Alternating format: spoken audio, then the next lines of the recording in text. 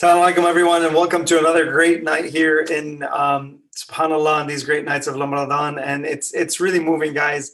There's only a little bit of time left, so I'm going to try to give you as much as I can in terms of these kinds of things, and really give you something to really take home, like a skill set. So what I'm going to try to do is do my best to kind of get you something like that. So tonight I put something together, and I think it's crucial for anyone who wants to get themselves to another level in terms of communication. So what I went ahead and did is I really put some things together where you can kind of take this stuff down, and if you apply it properly, you're going to be able to get yourself to become a much better influencer. As we're going through the end here, what I'm going to try to do is try to give you as much skills as possible in terms of these kinds of things, so you can take yourself to another level and build yourself. Guys, I've been privileged to do a lot of things with a lot of people, and it goes back to communication. So if you truly want to get yourself to another level, I'll give you some facts right off the top, and really pay attention to what I'm about to say. So excuse me. From here, guys, on average, a person will have 27 conversations per day at 10 minutes of conversation. Really think about these numbers and how they add up. So 27 conversations on average. If you multiply that by a year, you'll get 9,072 conversations per year. Now, think about that. You're going to have probably around 10,000 conversations. And within conversation, this is where you get to influence. That's how it works. So you either get what you want out of life, or you don't get what you want out of life through conversations. Now, the average person who doesn't have communication skills, who hasn't learned how to communicate effectively to get what they want out of their environments, meaning their natural place of which is the world and the outside world, and I have to be able to wheel and deal and kind of get myself what I need in terms of moving forward in my life, so I feel like a productive citizen, a productive human being overall. So the average person without the skill set of communication and negotiation will influence about 2%. 2%, really think about that. Now, if that's the case and you can influence around 2%, think about 10,000 conversations at 2%. That's about 20 conversations in terms of what you're doing. That's really crazy in terms of, I would say it's 20 or 200 conversations. I'm really just, the math is kind of losing me right now. But at the end of the day, you need to kind of get yourself to understand, out of 10,000 aspects, really think about that. Now imagine when you flip the number, and now you 98% someone can influence versus your 2%. That's gonna, you're not gonna have a chance against this person. So what I would highly advise you to do is really understand that you need to learn how to negotiate and communicate so you can get yourself to the next level. Okay, really understand that. Now, once you get yourself to these kinds of understandings and you realize that I need to push forward and I need to get myself there, how can I build myself? How can I really do this? And this is part of a series that I have, this presentation, in terms of becoming a better negotiator, becoming a better, really being able to influence. So imagine having 2% influence versus 98% influence. That's a whole nother level. So all I would tell you in the beginning is put in the time, okay, for the numbers. Put in a lot of time so you can learn. Let's say you're getting a conversation and you feel like you did pretty good in a conversation. Let's say it's 2 out of 10. But what you need to do is put in the time for the numbers, meaning the more time you put in, you will get to a point where you can influence 9 out of 10, even 10 out of 10. There are some people in sales who, once they get in, it's just over. Like the conversation, it's going to happen. But when you're like that, you have to believe in your product. You have to really know what your product is, and it has to be beneficial to a lot of people. So like Google is beneficial to a lot of people every single day. It solves a lot of their problems every single day. So that's what you got to become overall. You got to be a problem solver, and your product, whatever it may be, you as a product, it may be something that you've created as a product, but at the end of the day, it's really about how much your product can solve people's problems. That's really it. So if it can solve everyone's problem, it's amazing in terms of that. So at the end of the day, guys, that's the way it works. So before we start today, I have a great book for you in terms of, it's called The Element. This is by Ken Robinson. And he's an excellent author, amazing in terms of this. Talks about creativity and how powerful that is. So not just having a horizontal or a vertical logical thinking, but also a horizontal aspect, so you understand how emotions really work. And guys, at the end of the day, we're made up of really two main things. Your frontal cortex, which is your frontal lobe of your brain, which is right here. Then you have your parietal lobe, your occipital lobe, and your temporal lobe. And the way these work is the frontal lobe is really your decision making, your inhibitions to kind of hold you back, problem solving. This is the front of your brain. Then that part of your brain comes around and touches the limbic system. The limbic system is there for emotions, for motivation, memory, and drives. That's what it's there for. So you're made up of two things: cognitive ability and emotional structure. That's how what you're made up of.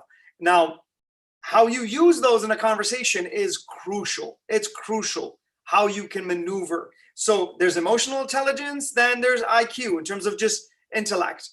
They both are needed. They're both needed, and emotional intelligence even much more needed when you get to leadership. It's a must for leadership. So guys, you're made up of these two components, and within a system like that, that's what happens. So before we begin, A'udhu billahi minash shaitanir rajim. Bismillahir rahmanir rahim. Wassalatu wassalamu ala ashrafil anbiya'i wal mursaleen Abul Qasim Muhammad wa ala ali baytihi at-tayyibin at-tahirin. Allahumma salli ala Muhammad wa ali Muhammad. Take advantage of these last nights, guys, and really keep us in your dua. We all need it. Even guys, listen, I get some calls sometimes, and we make mistakes. Like, we make mistakes in terms of what we do, but it's okay. You know, even if you make the biggest mistakes, these nights are nights of forgiveness. Learn how to forgive yourself. Learn how to take yourself to the next stage with these kinds of things. It's very important. And tomorrow, guys, we're on all the speakers again. Tomorrow, I think it's at 6:30. I'm pretty sure. 6:30. Tune into that. That's going to be a panel kind of discussion. It's going to be Q&A. So if you have any questions, have your questions ready. And a lot of us are professionals as well in terms of what we do. So when we're dealing with people, these kinds of things are very important in terms of if you want to educate yourself and take yourself to the next level. So if you have any questions, also do that. All right, guys.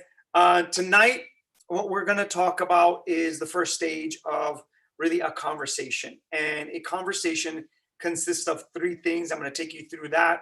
Then what should your like goal be within a conversation? Let's say you're having an argument with your wife, or you're having an argument with your husband, or your dad, your mom, your brother, your sister, your coworkers, your boss. What should your conversation be like? How should you even think about stuff like that? Now, I want to give you the first stage, and if there's requests and stuff like that, what I'll do is I'll take it to the next stage. I'll give you this segment 2, segment 3, which is then we go into different parts of the conversation. You'll see all the parts as we move forward. But if there's requests, I can actually go through them, and I can probably make it 3-4 part series for the rest of Ramadan. But having said that, I want to start you off, guys, with something really amazing in terms of studies and what's happening. And I just want you guys to realize that conversations are going to affect you a lot more than what you think. And especially if you have you're not personable with people and you can't make that connection. And what a conversation is supposed to do is do what? connect you to another person.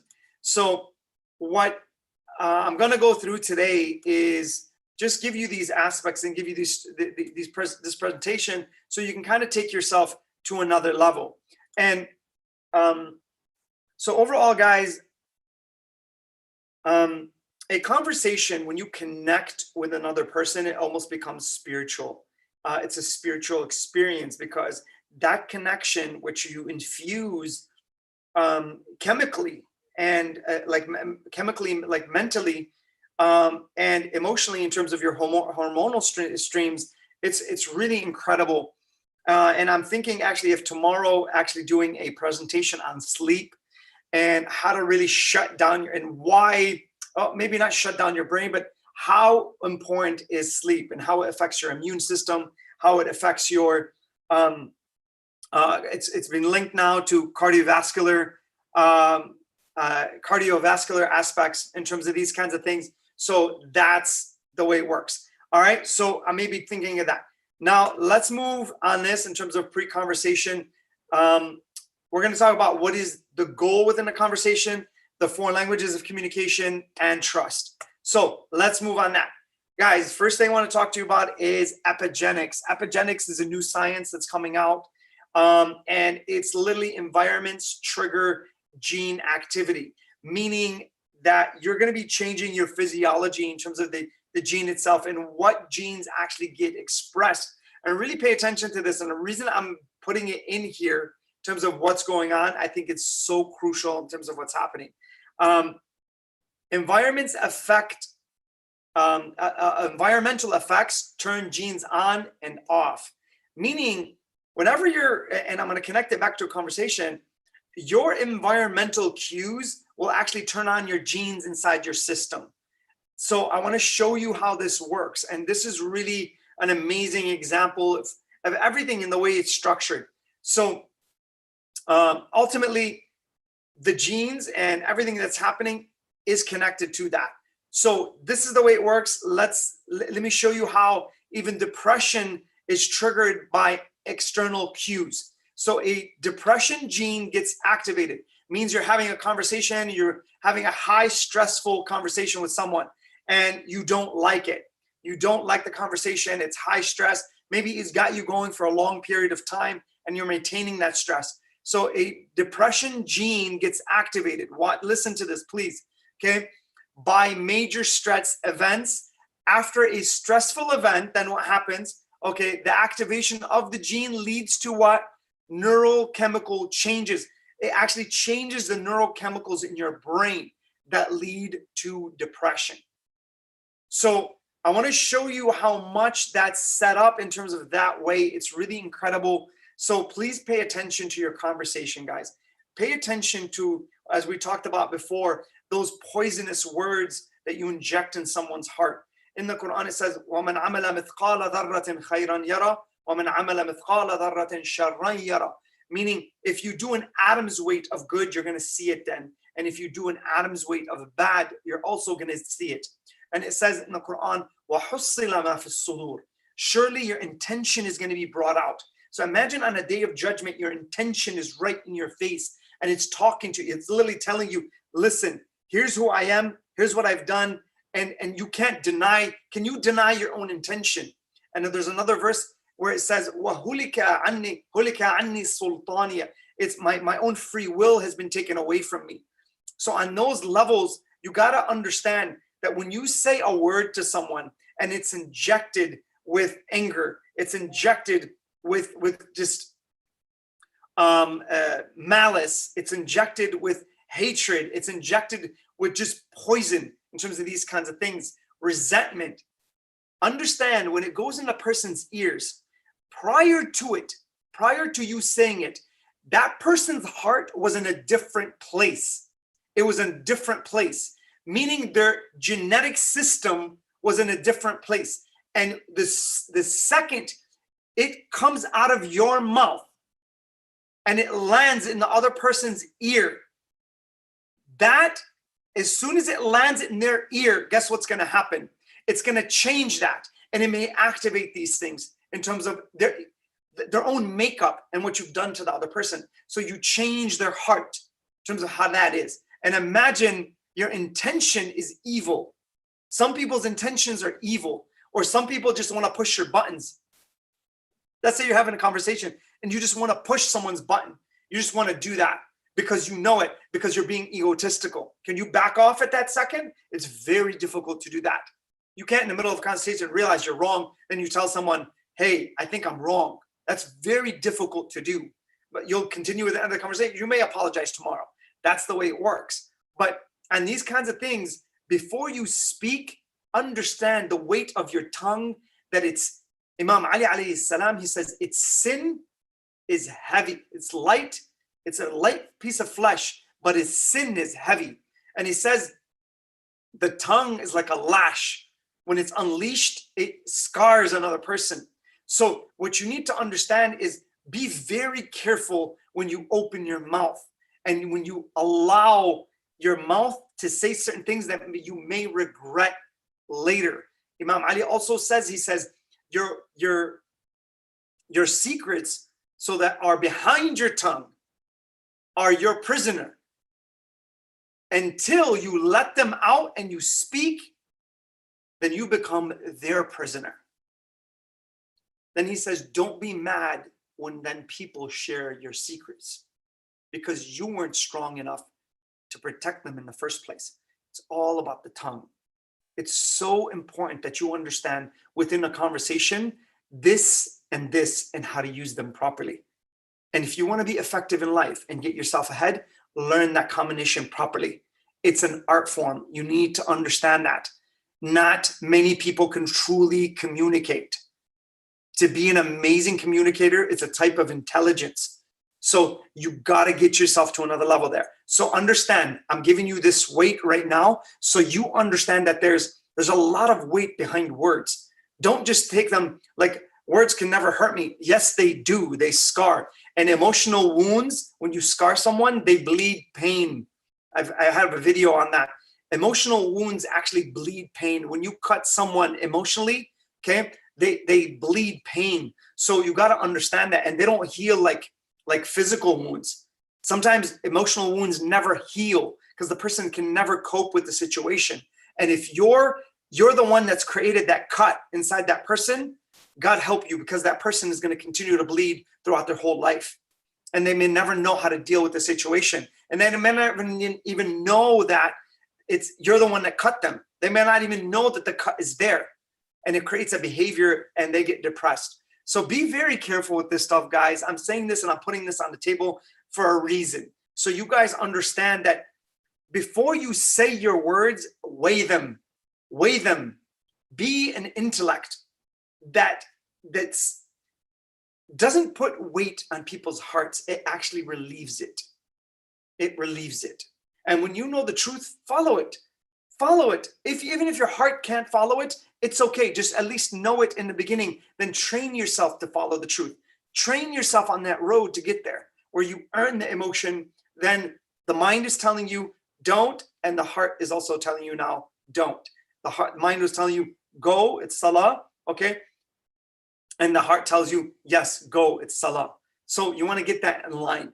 Now, let's move forward, guys, in terms of what's going on. I'm going to give you the 3 levels of a conversation and how it works, okay? So the conversation is split up into 3 segments. So 3 segments. Pre-conversation, this is prior. So what happens here, guys, is a person comes in and they may have an antecedent condition. Let's say I got in a fight with my boss and I come home. Then my wife says something to me really like small and I blow up on her. So I displace my anger and I put it out on my wife. That's called displacement in psychology. It's not what you want to do. It's not what it's really, you're actually the source of your anger. You can't take it on. Maybe it's your boss, so you have to like kind of give up and not give your perspective because you're scared you may get fired. Then you go and what do? You displace your negative energy onto someone else that you can control or you can hurt, or somebody is going to be in your life and they can't leave. Okay. So be careful in terms of antecedent conditions. That's what they're called also in psychology.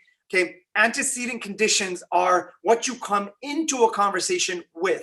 I'm not going to go into that too much. I'm just giving you in terms of be careful with what emotional state you come in. I'm going to talk about that a little bit here, but I'm not going to. I have a slide that's on in the conversation, and then I'll take it further. All right. So number 2, pre-conversation. So this is before you enter a conversation. Conversation is when you actually enter the conversation. You're now in the middle of the conversation, and you're now interacting with the other person. So even think about if you come into a conversation and you're really mad. Think about you come into a conversation and you're really happy. Something is great has happened to you. Think about all the antecedent conditions that you can come into a conversation with. That will affect the conversation. It will affect it. So Imam Ali alayhi salam gives us one thing here, and I'll move forward. He says, have the pain in your heart and a smile on your face. So sometimes these emotions that you need to also cover them in terms of the well-being of the other person, where you can still display positive energy coming into a conversation, and let's say you're hurt on the inside. So just because you care about what the conversation and you don't want to hurt the other person. Number 3 is post-conversation. Can you say, I'm sorry? Can you say, listen, I made a mistake. I went back and I looked into my intention, and wow, I was wrong. Okay. Imam Ali alayhi salam, he says the first to apologize is the bravest. He talks about bravery. So apologizing takes courage. It takes courage to do that, to actually apologize. So, and these kinds of things, it's very important that, and you do accounting, like at the end of the night, you go back into your day and you account for other things in terms of what's happening. And maybe you said something wrong to someone, and a post conversation would also be that, dua for Monday, like the Monday dua. So if you put dua for Monday on YouTube, in that particular dua, and it talks about how you should actually be with another person. And if you've done someone wrong, you're asking Allah, and let's say you haven't seen this person for 5-6 years, let's say you owe money and you can't get to them, okay? You ask Allah to forgive the other person's sins. So you're actually being forgiven by Allah by these kinds of things, that for the people you can't even reach now to apologize. So post-conversation is very important as well. I'm not going to get into that. And there's something in psychology that's called post-decision regret. And these are just, there's a lot of things in the back end after a conversation. So before you enter, a final thing I want to say about this, before you enter a conversation, take a snapshot, meaning take a snapshot of the other person's emotional state and their mental state. And before you leave a conversation, you should also take a snapshot and see how that has affected, your presence has affected the other person. Now, I'm going to jump into the next thing, and this will lead into that. So conversation definition, okay. Informational exchange of ideas by spoken words, okay. This is the common definition. Now, it's part of it, but it's actually not all of it, because we have multiple ways of communicating, not just spoken words. You're going to see there's 4 different levels of communication. And guys, I cannot stress this enough in terms of understanding how this works. Okay. Nope. Okay. We converse simultaneously on 4 different languages. There's a typo there. In 4 different languages, meaning 4 different channels. So on this level, it's so important that you guys understand that. All right. So what should our goal be when we take that snapshot? We're coming into a conversation. We take that snapshot, and then we end the conversation, and we take another snapshot before we end, and we leave that person's presence. What should our goal be within that time period? Some conversations are small. The average conversation per day is about 10 minutes. Some conversations are much longer, like 6 hours, let's say. Okay. But then from there, you take yourself to another level. So what is our goal? It's this. You got to understand your ultimate goal in any conversation is to leave the other person in a better state than what you have entered, than when they entered your presence. So when they came into your presence and when you came into their presence, you leave them in a better state than when you entered their presence. That should be your goal. Now, let's say you come into a conversation and the person's down and you make them feel great by the end of the conversation. Let's say you relieve their stress. But let's say on the opposite end, you add stress and you just like screw them up mentally. You throw off their day. You really get under their skin. And by saying words that may be coming from your ego, because you're egotistical, you got really hurt within the conversation. And now I want to burn you right back and I'm going to reject you. And I just want to make you feel horrible on purpose. Okay.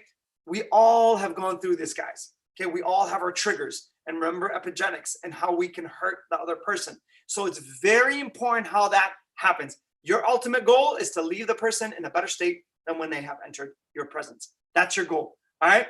The four languages of a conversation. Please pay attention to this. This is crucial in terms of advancing yourself. And guys, I can sit in within meetings now, because I've trained myself so well on these things. I can literally time people's different languages. So if somebody says a word, and as they're saying something, they do a certain behavior where they put their hand in their pocket. You can actually track that now and just see when they said that. And is it an informational piece, meaning that it can be truth or a lie? And if it is, you know what I mean? What happens that if you do that again and again and again, guys, this is what happens. If you do this again and again, you can track the behavior now. It becomes the sign of they're lying, let's say, or they're telling the truth. You can start tracking behavior when you connect it to the verbal language. You're tracking the behavioral language and you're connecting it to the verbal language. And that's amazing. That's a whole nother level, guys. I'm not going to tell you that just people can do that automatically. You have to be at a whole nother level in terms of communication to be able to do these things. But you can track people's behavior and their signatures of lying or telling the truth just by their behavior. And I'm going to give you now a hadith also, and even the Quran, and how it talks about these four languages and why it's so important that you understand these things. All right. Pre-conversation, the four languages are, okay, the total impact of a message is about what? Really pay attention. So the four languages: verbal, behavioral, emotional, and dress. Okay, so your dress can talk about you. Imagine you go to a wedding in pajamas, okay, or imagine you go to a presentation or an interview in your pajamas. Okay, that's going to talk about you. When you say the words you use, let's say you swear.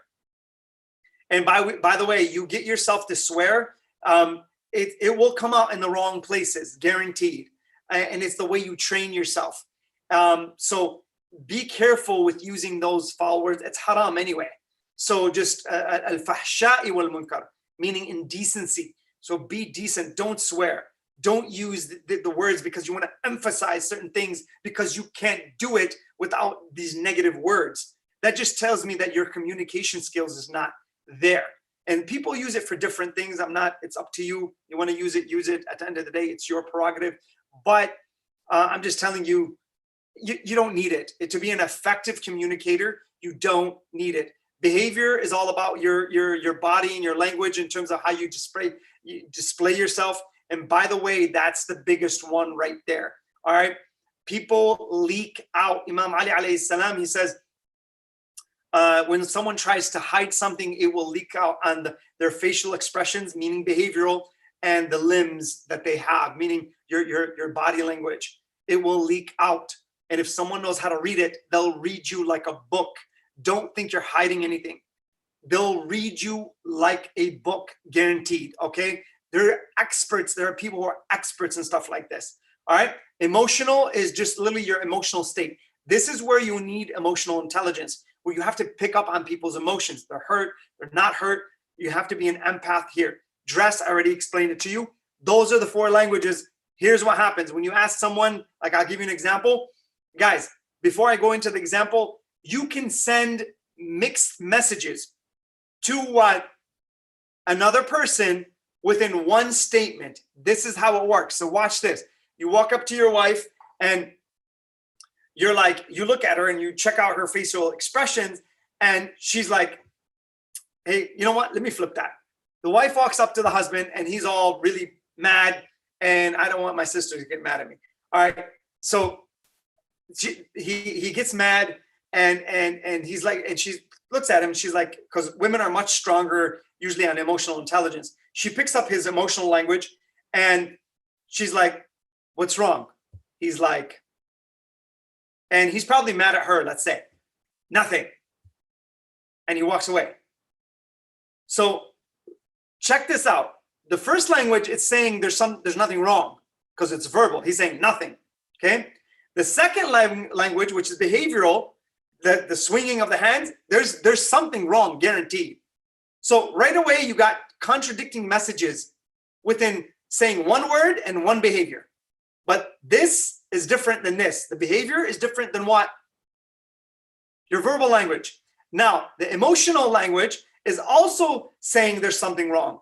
By the way, the person emphasized the words. So the husband's like, nothing. He put a lot of stress and he hired his voice. So there is something. So the emotion behind that, which is the third language, is what? There's also saying something wrong. So two languages are saying there's something wrong. And one language is saying, no, there's nothing wrong. You have mixed messages being thrown at you. So the wife is like, what? And most of us, we will not believe this language. We will go with this and we'll say, no, what's wrong? Really, what's wrong? Tell me what's wrong. We won't believe what's going on.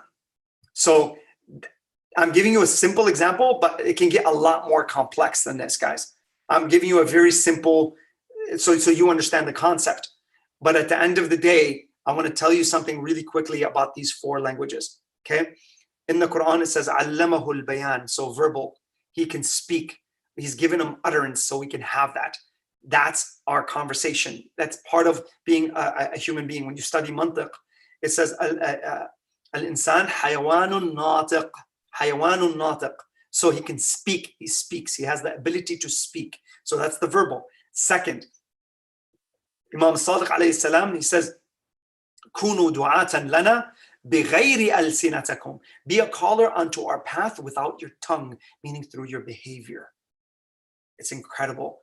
Okay. Third, in terms of Imam Ali alayhi salam, he says, he was looking at a man and he was praying. And look how Imam Ali picks up the emotional language through this language, the second one, the behavioral language. He picks up one language through another. And the man was praying and he was stroking his beard. So Imam Ali alayhi salam says, if his heart was tranquil, meaning he had khushu' in his heart, so he's speaking, and that's the emotional language. He knows his heart is not there and he doesn't have khushu'. Says his limbs and his extremities he would not be stroking his beard. So through the behavior, he's getting the emotion. So that's the emotional language. Okay. Imam Sadiq was also, I think you should go back and read this in history, but Imam Sadiq, I'm not going to go into it too much, was highly dressed in terms of just not highly dressed, but he was dressed very casually like the people would dress. And a person comes up to him and he says, Yabna Rasulullah, I've never seen your forefathers wear this. Why are you wearing such haughty clothes, in terms of his opinion? And the other person was wearing raggedy clothes, trying to look humble to the people. So the exterior of Imam Sadiq was presented very well. And the other person's exterior was presented very wrong. And it wasn't not wrong, but he was trying to be humble. He was trying to show that he's humble. But on the inside, he wasn't humble. Imam Sadiq on the inside was humble in terms of his expression. He says this, he makes a distinction right away. And he says, in the time of the Prophet, people were not well off. So we couldn't dress this way. But now people are very well off. And this is just a respect for my dignity and my honor amongst the people. So look at the way the Imam, he distinguishes right away.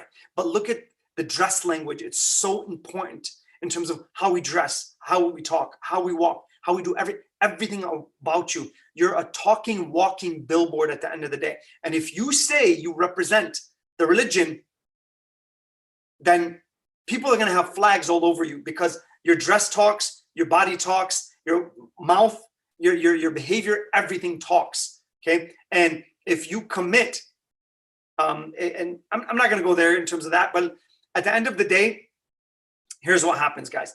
So the Imam alayhi salam, he reaches into his he puts his hand inside the person's underneath his undergarments, his clothes. And he had very raggedy and rough clothes on the outside, but on the inside, he had very silky, his undergarments were very silky and soft. He grabs the man's hand then, and he puts it inside his robe. And the man feels a very rough and rugged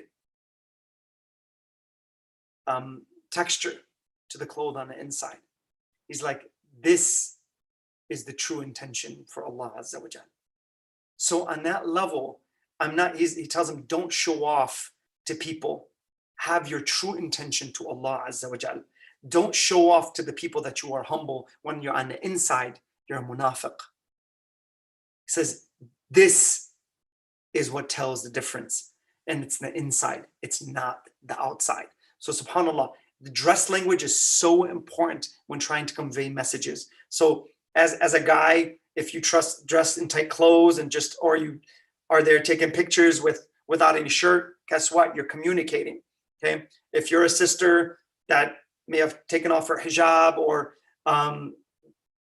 take some indecent, things in terms of sometimes on Facebook or Instagram and stuff like that. Be careful. That's all I'm saying to you. Just be careful in terms of these kinds of things. Be careful of your dignity and your own self-respect. And I'm not here, nobody's here is judging anyone. Just be careful. It's your reputation. That's all it is. And if you care about that, good for you. And if you don't, just throw these words across the table and don't even worry about it. But at the end of the day, it's up to you. When you are asked by someone, we went through the example. Okay, so what happens here? We understand now that the trust language and these kinds of things, all four languages will communicate trust, bottom line. Okay, these four languages are used to establish and maintain trust. So when someone is talking a certain way, but their behavior is contradicting them, you will not trust them. And let me show you how do I build trust? Look at this. 93% of trust can be lost before what? You open your mouth, because of the other what? The other languages, and you never know it. So let me tell you how important this is in terms of establishing trust with other people. Imam Hussein alayhi salam says, he says, true generosity, look at the three languages and how they're used, is giving someone before they ask. Otherwise, you feel rebuke and saving face. Otherwise, that's all you're doing it for. So your intention is there. So true generosity is giving someone before they what? Ask. So if they use their mouth and they ask you, you're no longer being generous. Now you just want to save face, or somebody look at you, look what happens. Or rebuke. You don't want to be rebuked by someone. Okay? So if he's telling you, pick up on signs from people. Pick up on the other languages of people, their emotional state. They're hurt. They're not hurt. They're going through a tough time. They're not going through a tough time. Pick up on their emotional state and their behavior before they have to ask you, because that person has dignity as well. And if you can pick up on the other two languages and you do something, let's say the person's really in need and you go out there in the middle of the night and you slip something underneath their door in terms of money or whatever, and they never know it. They never know it's you. You just saved that person's dignity. So Imam Ali alayhi salam, when somebody would come to the door and they would knock on the door, he would open the door just a little bit and he would give them from behind the door, because he didn't want to look at their face. He says, because a Muslim's face has dignity. He wouldn't look at your face because he didn't want to make you look less. Communication. Look at the behavioral communication of Imam Ali alayhi salam. How beautiful is that? That's a heart that cannot be touched. It's incredible. Now, all right, pre-conversation, the four languages. I'm going to give you the percentages here in terms of how this works so you understand the weight of each language. Verbal, like a lot of us, we think that the verbal communication is everything. I got a really fast tongue, but you don't realize that that's nothing. It's literally nothing. And that's the 93% is here now, guys. Okay. After this is the 7%. Before you speak, 93% of trust can be lost. here. Why? Because of this. So this is words only. Watch this. Behavioral language is 55% of communication. 55%. Okay? Dress and emotion are what? 38%. All right? But I'm including these two kind of together because they're almost like together. It's a behavior. So the way you dress is a behavior. So, but the emotion is about 38%. So that's the way it works. You combine these two, you're going to get 93% versus the what? The 7%. That's how it works. So you can lose trust by these two languages and they're not even spoken. So before you even open your mouth and have a conversation, you can lose that trust. Let's say somebody's really arrogant. They're very pompous and they turn their shoulder once they're talking to you. Guess what? You're already losing that trust with that person. And everybody picks up the vanity of a person. They pick it up. All right. So let me move forward here. The foreign languages are used to establish and maintain trust. Trust. What is trust, guys? Guys, this is the last part really in terms of everything and this whole thing in terms of a pre-conversation.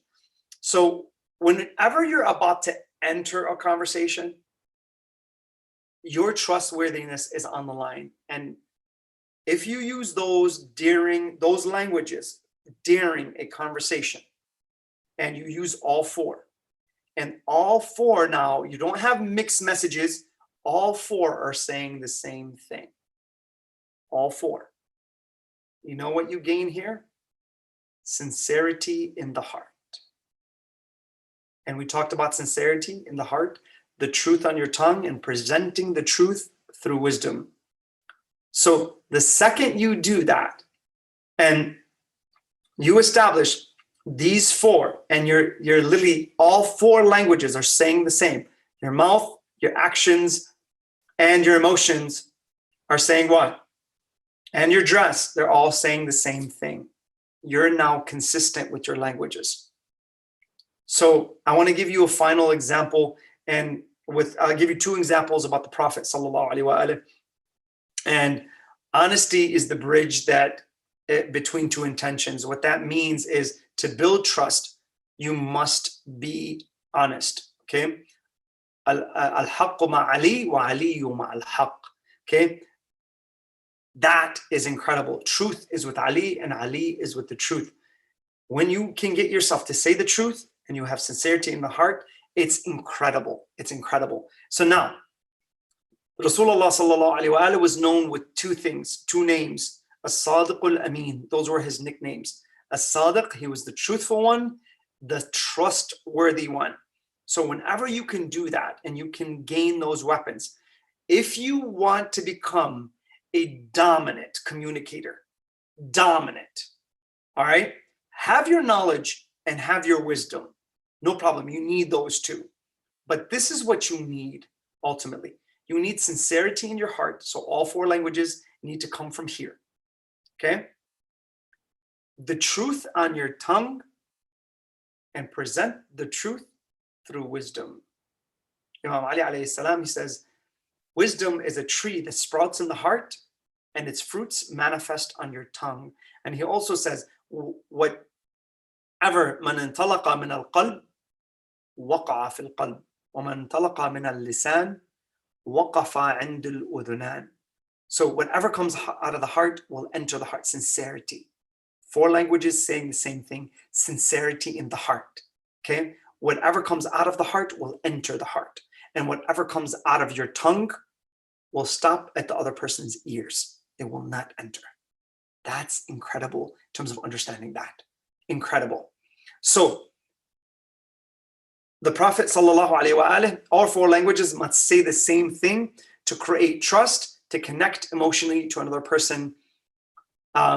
Honesty is the key. It's the key. That's where you start with.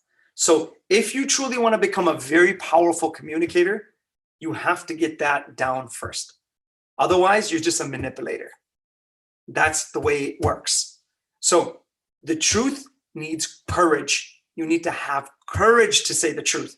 And courage is very difficult when it's standing in front of fear sometimes. So courage is not that there isn't any fear. Courage is moving forward despite the fear. that the fear is there, but I still move forward. And I'm not afraid to take this on. That's the way it works. So I'll leave you with this in terms of a story about Rasulullah sallallahu alaihi wasallam. And before we say that, salawat ala Muhammad wa ali Muhammad. Allahumma salli ala Muhammad wa ali Muhammad. So I'm going to show you the 4 languages and how they work. And when you apply the 4 languages properly through wisdom, it's incredible how you can shift someone's heart. So we're talking about communication at the highest level. The Prophet sallallahu alaihi wasallam and the Imams, they were experts at what I'm saying right now in terms of the languages and knowing how people work. They can flip a person in seconds. Now, Rasulullah sallallahu alaihi wasallam was walking and he sees an older woman and she's carrying some groceries. There are different versions of the story, but I'm going to tell you this one. And she's walking, and as she's walking, he sees her, and he goes and walks up to her, and he just grabs her groceries, and she thanks him right away. And as he's walking, she starts to tell him, "Oh, young man, I want to tell you about a sorcerer, a person who's a liar, who's tricking people. Okay, he's this, that, and his name is what? Muhammad. He's come and he's tricking people. He's making all these lies, and he's a hypocrite. He's false. Okay, don't trust him." She's advising him, and the Prophet sallallahu alaihi wasallam, what does he do? Does he verbalize? Does he use the first languages, does he use the first language in terms of the verbal language? Does he do that? No, he stays silent. Imam Ali alayhi salam says, "Kam min kalamin jawabahu as-samt." There is so much of speech that the appropriate response is what? Silence. Imam Ali, Rasulullah sallallahu alaihi wasallam, as he's walking, he stays silent. He stays silent. How many of us, when we hear something about ourselves, can we do that? Where Imam Ali alayhi salam says, "Al-ihtimal qabrul uyub," meaning to hold back and to be forbearing and allow the person to make a mistake. He says there's a grave for that person's mistake that you can actually put it in. He says, be forbearing, hold back. So you allow the person to make their mistake and you can forgive. Al-ihtimal tastahmil qabrul uyub. Okay? It's like the grave of sins for others. So Rasulullah sallallahu alaihi wasallam is exercising this. He holds back. He doesn't do anything. He doesn't say one word. He continues. Now, think about Rasulullah's behavior. He's got her groceries. Wow, he's already communicating. So his verbal language is silent. His behavior language is on top. He's communicating with what? His behavior. I'm helping you. And now her language is verbal first. This hierarchy here, Rasulullah's hierarchy is what? Behavior first, then everything else. Her language, in terms of the older lady, it's her verbal language that's first and everything else. So now, how many of us, if we hear something so bad about ourselves, we would grab the groceries and hit the old lady with them? Some of us would do that. Okay? Our ego takes over. But Rasulullah sallallahu alaihi wasallam also knows that her emotional code and what she's got in her head and her emotion is wrong. So Rasulullah is in a state of what? Helping her. She's not victimizing me by what she's saying. She's been victimized. Something has said something or someone has said something to her, okay, that put her in this stage. And he's fighting that person that's not even existing, or even the shaitan. So Rasulullah doesn't react against the lady with an angered heart. He reacts with a merciful heart, meaning that his mind is too strong. This filtration, you cannot hit his heart and turn mercy into anger. She couldn't do that. No matter what she said, he knows how to filter up here. So now he knows she's the one that needs the help. and he filters and he stays merciful in the heart. وَلَوْ كُنْتَ فَضًّا غَلِيظَ الْقَلْبِ لَانْفَضُّوا مِنْ حَوْلِكَ. If you were hard-hearted, it's talking about the Rasulullah sallallahu alaihi wasallam, surely they would have fled from you. The Prophet had the softest of hearts. He was incredible in terms of these kinds of things. So now, Rasulullah, he takes in the message, filters it. It doesn't hit his heart. It stops here. He filters the information. He's very aware of her state. He's very aware of her emotional state, mental state, what she needs in terms of the message now. He's decoded the information. And now he's going to give the medicine through his words. Your words are medicine. Now he injects his word with mercy, but through his behavior first. He's already done it. Watch this. And when the behavior takes second place in Rasulullah's sallallahu alaihi wasallam in terms of his hierarchy, and now the verbal language takes over, and the behavioral language is now second. So now Rasulullah sallallahu alaihi wasallam gets her to her destination. She stops and she goes, "Thank you, young man. You've been so kind. I really want to thank you." But then she looks at him and she says, "But I never got your name."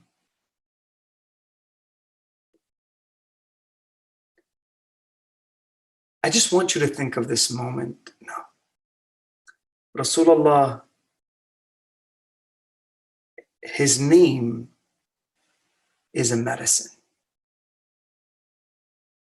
Rasulullah's name is injected with mercy.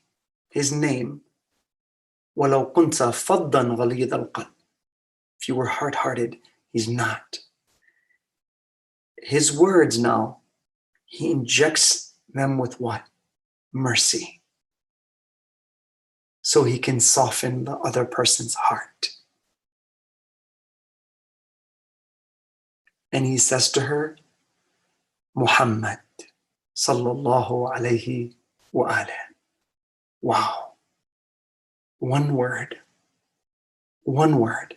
It was all behavior. كونوا دعاة لنا بغير ألسنتكم. His behavior was leading. And when he got her to her, now what are you going to say to someone like that? You were talking about me negatively and I was helping you positively. Wow. And now she's stung. She's shocked. And she says to him, now the heart flips.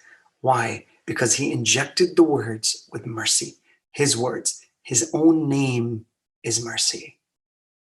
Stamp that in your heart. Stamp it. Stamp his name in your heart. And watch what happens. Watch when you speak in your words and you can circumlate your tongue. Watch what happens to your words. Watch. And when they enter someone's heart, how soft they make the other heart feel. Now, she says, my son, I want to follow you. He flipped the heart. That is incredible communication. Learn these skills, brothers and sisters. Learn them.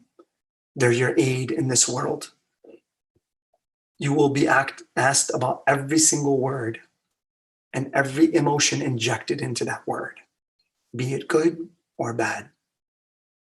مَنْ عَمَلَ مِثْقَالَ ذَرَّةٍ شَرًّا يَرَى. If you say an atom's weight of good, small word, you're going to see it. وَمَنْ عَمَلَ مِثْقَالَ ذَرَّةٍ خَيْرًا يَرَى. And if you inject your words with the positive things, you will see it. وآخر دعوانا أن الحمد لله رب العالمين والصلاة والسلام على أشرف الأنبياء والمرسلين أبي القاسم محمد وعلى آل بيته الطيبين الطاهرين